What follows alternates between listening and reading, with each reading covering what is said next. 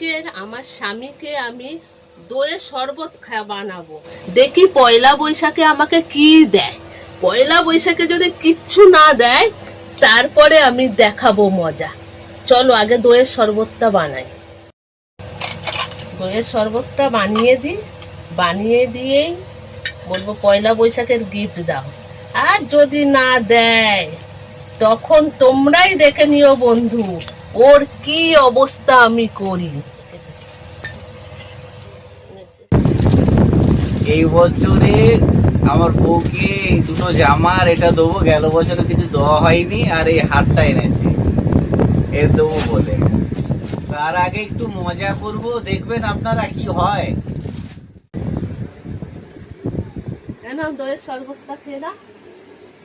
কি বাবা, হঠাৎ দইয়ের শরবত আনলে? কি গরম পড়েছে না? না না ধরো। আর বলছি ওই থ্যাংক ইউ।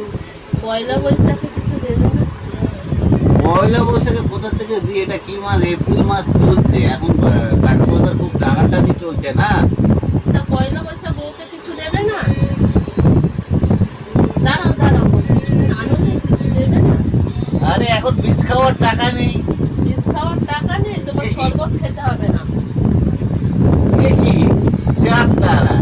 আরে দেবো দেবো, সামনের বছর আবার দেবো। তোমার দিতে হবে না, অন্য ঘরে স্বামীরা দুটো তিনটে করে কিনে দিয়েছে, তোমার দিতে হবে না।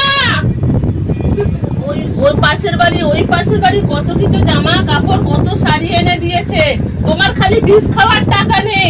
তোমার শরবত, তোমাকে জলও পর্যন্ত আমি দেবো না। আচ্ছা ঠিক আছে।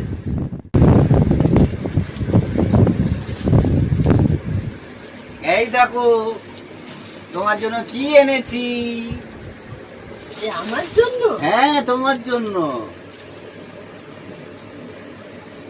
কতবার বলেছি, কতবার বলেছি স্বামীদের উল্টো পাল্টা কথা বলবি না, একটু ধৈর্য ধর, একটু ধৈর্য ধর। হ্যাঁ সব সময় আমি তোমাকে উল্টো পাল্টা কথা বলি, এইরকম বলা উচিত না। হ্যাঁ আমি এনে দিচ্ছি, শরবত এনে দিচ্ছি। হ্যাঁ কিছু মনে করো না, হ্যাঁ কিছু মনে করো না,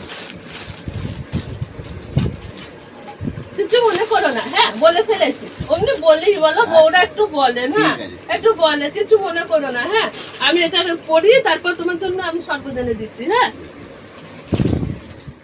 দেখলেন তো আপনারা, এই গিলগিটি যেরকম রং বদলায় সেরকম ঘরের বউগুলো মিনিটে মিনিটে বদলে যায়। ভালো লাগলে আপনারা লাইক করবেন। ঠিক আছে, টাটা।